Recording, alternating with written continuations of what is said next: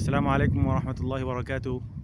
প্রিয় দর্শকবৃন্দ, বর্তমানে আপনারা দেখতে পাচ্ছেন আমি একটি গোলাকার ঘরের সামনে দাঁড়িয়ে আছি। এটি হচ্ছে আল্লাহর রাসূল হযরত হারুন আলাইহিস সালাতু ওয়াস সালামের মাকবারা। তো এই মাকবারা জিয়ারত করে আসলাম। পাশাপাশি এই হযরত উনার ভাই মুসা আলাইহিস সালাতু ওয়াস সালামের যে আল্লাহ পাক রব্বুল আলামিনের সাথে যে কথোপকথন হয়েছিল সেই জায়গাটাও দেখে আসলাম।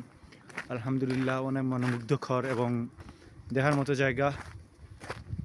শান্তি অনুভব করলাম যখন একজন নবী হারুন আলাইহিস সালাতু ওয়াস সালামের মাকবারা জিয়ারত করতে পারলাম। আলহামদুলিল্লাহ, এটা হতে পারে আমার জন্য সৌভাগ্যের। যে জায়গার মধ্যে নবী করিম সাল্লাল্লাহু আলাইহি ওয়াসাল্লাম যে জায়গার মধ্যে ঘুরতেন এবং যেই পাহাড়ের মধ্যে থাকতেন, আল্লাহ পাকের সাথে কথা বলেছেন, সে জায়গায় আসার সৌভাগ্য আল্লাহ পাক আমাকে দান করেছেন।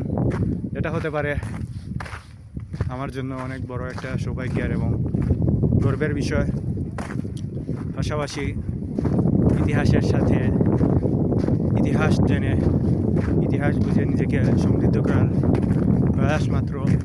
ইতিহাসের সাথে নিজেকে সম্পৃক্ত করতে পারে আলহামদুলিল্লাহ বেশ ভালোই অনুভব করছি। আপনারা সাথে থাকুন, ভালো থাকুন, উপভোগ করুন এবং সুন্দর সুন্দর ভিডিও দেখার জন্য উৎসাহ দিয়ে লাইক, কমেন্ট, শেয়ার করুন। আসসালামু আলাইকুম রহমতুল্লাহি ওয়া বারাকাতুহু।